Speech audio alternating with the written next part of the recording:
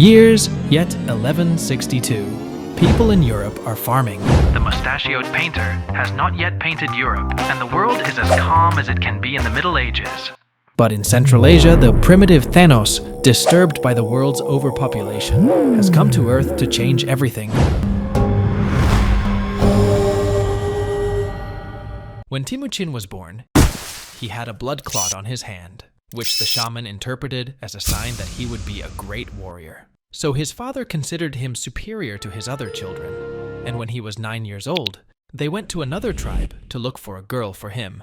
Not this one! Who the hell is this? That is it, what is your name? Borte. Do you want to marry me? Yes, but one condition. What condition? You will never cheat on me. Of course it is a shame. Son, you know our traditions, you are still a year away from marriage, so it is better if you stay here, okay, Dad? Having entrusted his child to the safety of the tribe, Yasuge decided to return home, but on the way, he met the Tatars, an enemy tribe. Chief, how are you? Aren't those Tatars? How are you dudes? Nothing, Chief. We've become very weak because of the enmity between us, so we're buying and selling bitcoins. But it doesn't stay still, you bastard. So Bitcoin, why don't we offer you dinner? Yes, I'm very hungry. Chief, they're looking at us very badly. They must have poisoned the food. Don't be silly. What could happen? A few moments later. Your mother... I'm in a bad mood, guys. My father's dead, but now it's time for revenge. As a chief, I'll kick those Tatars' asses. Your peers are playing PlayStation, Chief. Get the fuck of here. Expelled from his tribe, Genghis Khan and his family were forced to stay in the forest for a long time. Hulin went to live in the forest with his children and tried to eat plants and fish. When Timucin was about 11 years old, he made a new friend, Jamuka, with whom he got on very well. But one day, Mom, I brought you dinner. My handsome son, thank you. Where's Bekter? Bekter? Yes, Bekter. I killed him. He was your step. After a period of hardship, 15-year-old Timucin was now of marriageable age. Timucin, it's way past your marriageable age. Finally, Brother Belgute, I'm 15 now. I can stand on my own 2 feet. Yes, you can. Let's go and ask the Ongirats for Borte. With this marriage, I'll be able to start gaining power. Mayor, what have you done? Where's your flock of sheep? I sold them all and invested in coins. In what? Mongol coin. You're so strange, Chief. He's Timucin. I knew he was dead. You want my daughter? Yes, I do. I was so scared that you wouldn't come. You can take it. Sheep? No, my daughter. What's your problem with sheep, dude? Jamuka and Timucin traveled together for a long time. But one day, because of Jamuka's sarcasm, they fell out and separated. Some stayed with Jamuka. Others preferred to stay with Timucin. When Timucin gained power among the Mongols declared him Khan, and the two old friends fell out.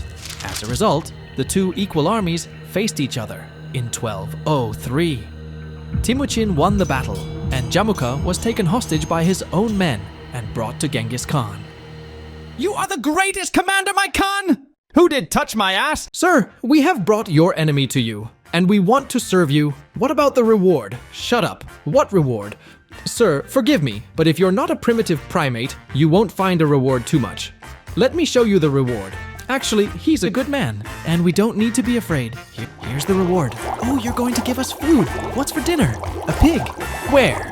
Here, soldiers, throw these two in the cauldron. I told you to run, you idiot. Timucin was now the sole leader of the Mongols, and the Kurultai named him Genghis Khan. Genghis knew that the traditional Mongolian system of governance was not very successful, and so he rebuilt the social hierarchy. Because the traditional tribal hierarchy served clans and feuds often broke out between them. It did not fit with the plan Genghis Khan had in mind. Instead, he introduced his own system and chose the so-called Golden Uruk as rulers.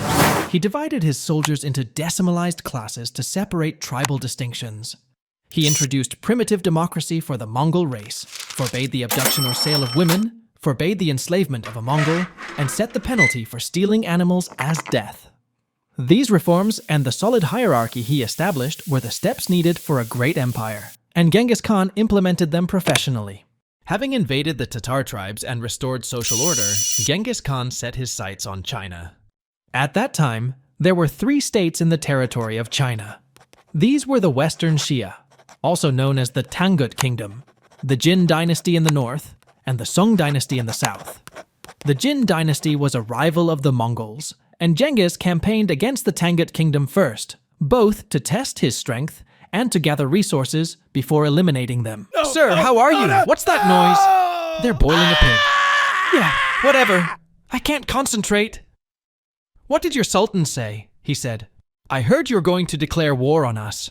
Who is he to declare war on me? Gentlemen, increase the number of pigs to 4. Come on, man. How's it going, guys? You guys aren't eating bats or anything, are you? How dare you? Hey, you, what are you talking about? Okay, you, calm down. Okay, sir. But me. Okay, anyway, my Khan says I'm coming for you, get ready. Having made his first small raids in 1205 and taken a small number of prisoners, Genghis began preparations for a second campaign. The second campaign began in 1209, and Genghis's goal was Yinchuan. The Mongols had captured several other towns before finally arriving in front of the fortress. It was the first time Genghis had been in such a big siege, and he had plans. So we've come this far, what do we do now? We take the city. But they won't come down. Come down here, let's fight like men. If it's easy, take it, faggot. The Tanguts were determined to meet their enemy in the castle. Come here, guards. Yes, sir. Divert the river and irrigation canals towards the castle. No, divert the f***ing ocean. Execute this, ass. Are you out of your f***ing mind, man? The Chinese prisoners and the Mongols diverted the river, but something unexpected happened. My sir, it is coming. What's coming? I'm the greatest commander in history. When did you see me run away? Sir, I'm going to shit on your work. The dam of the river is broken and the water is coming towards us. Gentlemen, listen to what I have to say. Run! Sir, the Mongol camps are flooded. What? What? Immediately offer peace to stop the war. What shall we offer? This and that and also these. Ooh, Dad, how are you? Give this too. Genghis Khan's grandfather had been tortured to death by the Chinese. Genghis had been angry with them ever since. A man called Wanyan Yonghi, who had previously served on the border, sent an envoy to Genghis Khan asking him to pay tribute, but Genghis Khan refused. Genghis Khan, my king wants his tribute from you. Let him come himself. You, weren't you in Tangut? I was there, but I came here after you Mongols f***ed it up. I hope you won't shit here. Hey, you. Me? Yes, what's your name? My name is you, what you are me. No, I am me. Who are you, dude? I am me, he is you. It's so confusing. How do we solve it? Kill them all. No! The Chinese, who had found the bug of evolution, were, as usual, outnumbered at the time. So Genghis gathered the whole army.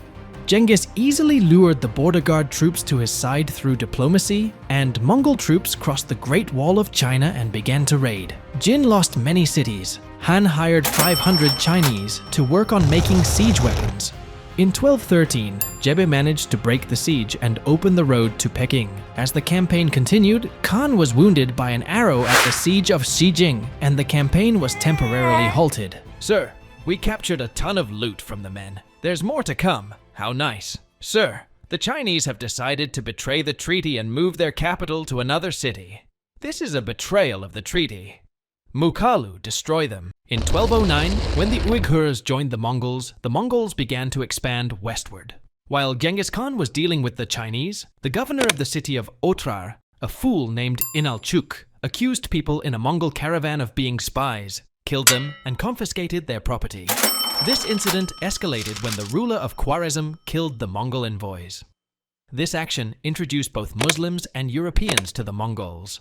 This introduction took away several million people from the world population. What kind of people are you? Have you no shame? Killing people in a caravan and starting a war for no reason, you motherfucker assholes? Said Khan. Kill him. But Khan said, he's right. Aren't you going to kill? No, I will. Genghis laid siege to the city of Otrar in 1219. While conquering it, Genghis learned about the Khwarezm's plan. The enemy's plan was to connect the cities and prevent them from falling into enemy hands. To prevent this, Genghis assigned his sons Ogedai and Chagatai to break this connection and surprise his opponent. After 5 months of siege, the city fell and Inalchuk was executed. The Mongols also captured Bukhara in the same year. The Khwarezm Emperor Muhammad fled to an island in the Caspian Sea and died. But before he died, he named his son Jalaluddin as his heir. During this 4-year period, Jebe and Subutai led an expedition around the Caspian Sea to Eastern Europe, and it was during this period that Europeans first met the Mongols. At the same time, Genghis and his 3 eldest sons were besieging Gurjang, the chief city of Khwarezm. Although Jalaluddin had some successes against the Mongols, he could not sustain them and fled across the river in a battle in which he was defeated. Thus, a large part of Khwarezm fell into the hands of the Mongols. Genghis had not forgotten the disrespect of the Tanguts and set out for revenge. As preparations for the campaign were being made, Genghis fell off his horse and his condition worsened. His companions wondered if they should postpone the war, but Genghis refused and said, "Don't make us look scared." Genghis was tried to be treated with medicinal plants in the mountains. Meanwhile, the Mongol army was literally kicking the Tanguts' asses. Genghis wanted to hide his illness, and his last order was to wipe the Tanguts off the stage of history. The people in the Tangut cities were killed, and they were wiped off the stage of history. During this campaign, Genghis Khan died and his will was fulfilled. His grave was buried in an unknown place, and anyone who knew where it was killed. As a result, Genghis Khan died leaving behind a broken million corpses. He did not leave a single living soul in countless cities, and left the world as one of the greatest commanders in history.